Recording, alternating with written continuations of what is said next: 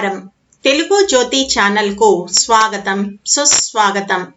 ఈ ఛానల్లో తెలుగు బాట 6కు సంబంధించిన అన్ని పాఠ్యాంశాలను, వాటి వ్యాకరణాన్ని, వాటి నోట్స్ను వేరువేరు వీడియోలలో చేయడం జరిగింది. హాయ్ పిల్లలు, ఈరోజు మనము మేలు కొలుపు అనే పాఠ్యాంశానికి సంబంధించిన నోట్స్ను చూద్దాం.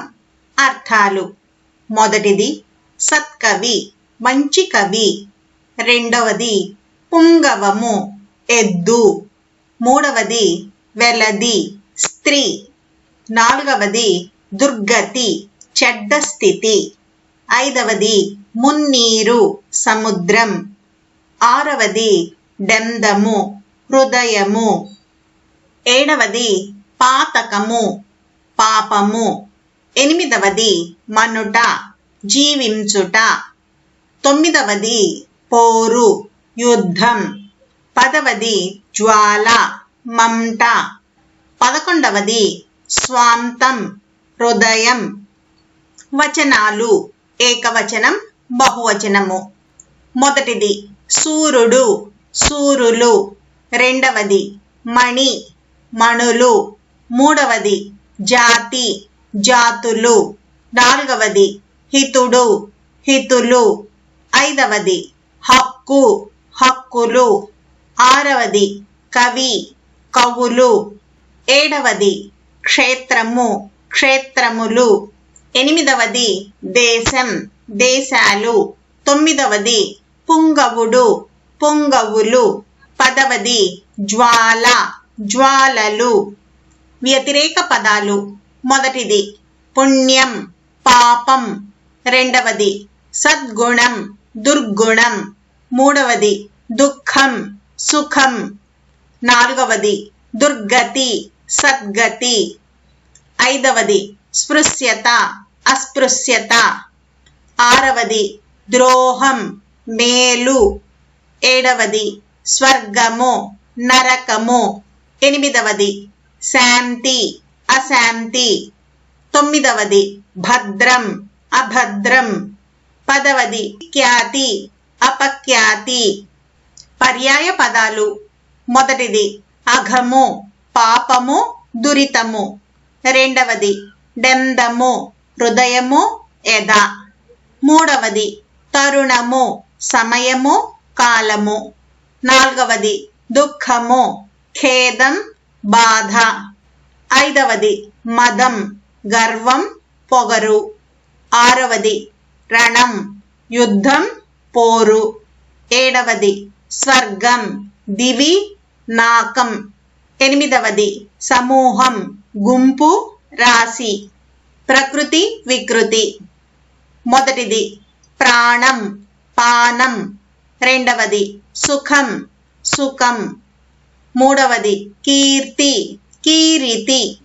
నాలుగవది విద్య, విద్యే. ఐదవది పుణ్యం, పుణ్యం. ఆరవది భిక్ష, బిచ్చం. ఏడవది న్యాయము, న్యాయము. ఎనిమిదవది భక్తి, భక్తి. తొమ్మిదవది స్త్రీ, ఇంటి. పదవది కాలం, కారు. సంధులు: మొదటిది చూసినప్పుడు, చూసిన ప్లస్ అప్పుడు, అత్వసంధి. రెండవది సీతమ్మ, సీత ప్లస్ అమ్మ, అత్వసంధి.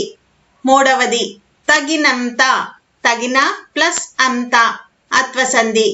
నాలుగవది ఇచ్చినంత, ఇచ్చిన ప్లస్ అంత, అత్వసంధి. ఐదవది చిన్నప్పుడు, చిన్న ప్లస్ అప్పుడు, అత్వసంధి. సమాసాలు: మొదటిది పాపపుణ్యాలు, పాపమును, పుణ్యమును, ద్వంద్వ సమాసం. రెండవది ధర్మాధర్మములు, ధర్మమును, అధర్మమును, ద్వంద్వ సమాసం. మూడవది తల్లిదండ్రులు, తల్లియును, తండ్రియును, ద్వంద్వ సమాసం. నాలుగవది అక్క చెల్లెళ్ళు, అక్కయును, చెల్లెలుయును, ద్వంద్వ సమాసం. ఐదవది సుఖ దుఃఖాలు, సుఖమును, దుఃఖమును, ద్వంద్వ సమాసం. ప్రశ్నలు, జవాబులు. మొదటి ప్రశ్న, హక్కులకై పోరాడటం గురించి 4 వాక్యాలలో చెప్పండి. జవాబు: హక్కులకై పోరాడాలి. సమయం దాటిపోకుండా పోరాడాలి. ఈ దేశంలో పుట్టిన ప్రతి వ్యక్తికి అన్నిటిపైన అందరిలాగే హక్కులున్నాయి. హక్కుల కోసం పోరాటంలో ప్రాణం పోయినా పర్వాలేదు. హక్కులను సాధించాలి. రెండో ప్రశ్న, కుసుమ ధర్మన్న కవి గురించి రాయండి. జవాబు: కుసుమ ధర్మన్న కవి రాజమండ్రిలోని లక్ష్మీవారపుపేటలో 17/3/1900 సంవత్సరంలో కుసుమ నాగమ్మ వీరస్వామి దంపతులకు జన్మించారు. ఈయన వైద్య విద్వాన్. సంస్కృతం, ఆంధ్రం, ఆంగ్లం, హిందీ, ఉర్దూ భాషలలో పాండిత్యం గలవారు. నిమ్న జాతి ముక్తి తరంగిణి, నల్లదొరతనం, హరిజన శతకం, మాకొద్దీ నల్లదొరతనం వంటి రచనలు చేశారు. అంటరానితనాన్ని నిర్మూలించడానికి కృషి చేసిన తొలి తరం తొలి దళిత కవి. క్రింది ప్రశ్నలకు 4-5 వాక్యాలలో జవాబులు రాయండి. మొదటి ప్రశ్న, దీన జనుల హక్కుల కోసం పోరాడటం నిజమైన స్వర్గమని పిలుపునిచ్చిన కవి గురించి రాయండి. జవాబు: దీన జనుల హక్కుల కోసం పోరాడడం నిజమైన స్వర్గమని పిలుపునిచ్చిన కవి కుసుమ ధర్మన్న. ఈయన రాజమండ్రిలోని లక్ష్మీవారపుపేటలో నాగమ్మ వీరస్వామి దంపతులకు జన్మించారు. వైద్య విద్వాన్ చదివారు. సంస్కృతం, తెలుగు, ఆంగ్లం, హిందీ, ఉర్దూ భాషలలో పండితుడు. నిమ్న జాతి ముక్తి తరంగిణి, నల్లదొరతనం, హరిజన శతకం, మాకొద్దీ నల్లదొరతనం వంటి రచనలు చేశారు. అస్పృశ్యత నిర్మూలనకు కృషి చేసిన తొలి తరం తొలి దళిత కవి. రెండవ ప్రశ్న, కవి తన కవితను ఎవరికి అంకితమిస్తానన్నాడు? ఎందుకు? జవాబు: కుసుమ ధర్మన్న కవి తన కవితను పరుల ధనాన్ని అపహరించడం మహాపాపం, ఇతరుల గౌరవాన్ని పాడు చేయడం తప్పు, ఇతరుల ప్రాణాలను తీయడం మహాపాతకం అని ఆలోచించే వారికే అంకితమిస్తానన్నాడు. ఎందుకంటే అటువంటి వారు ధన్యులు. ఇతరులను పీడించకుండా ఉండే అటువంటి వారి వలన దేశంలో శాంతి పెరుగుతుందని కవి భావించారు. మూడో ప్రశ్న, భరతమాత దుఃఖానికి కారణం వివరించండి. జవాబు: భరతమాత తన సంతానం యొక్క దీనత్వాన్ని చూసి దుఃఖిస్తోంది. వారి బాధలను చూసి బాధపడుతున్నది. ఆమె దుఃఖానికి కారణం దీనుల కన్నీరు, అంటరానితనం, జాతి భేదాలు, విద్యా గర్వం, ధన గర్వం, కుల గర్వం అనే 3 గర్వాలు కలవారు.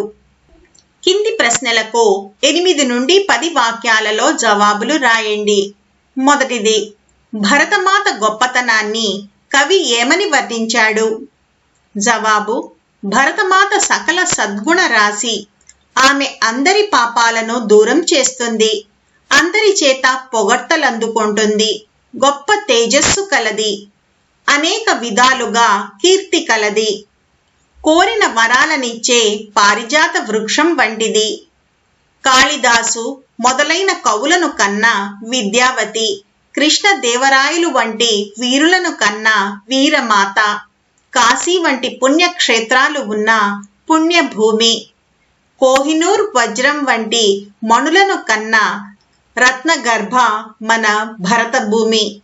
అటువంటి భరతమాత మనకు భద్రతను కలిగిస్తోందని కవి భరతమాత గొప్పతనాన్ని వర్ణించాడు. రెండో ప్రశ్న, స్వరాజ్య రథం ఎప్పటిదాకా సాగాలని కవి భావించారు? జవాబు: దీనులైన తన సంతానాన్ని చూసి బాధపడుతున్న భరతమాత బాధ తగ్గే వరకు శుభప్రదమైన స్వరాజ్య రథాన్ని ధైర్యంతో నడపాలి. అణగారిన ప్రజల కన్నీటి సముద్రం ఆరిపోయేదాకా నడపాలి.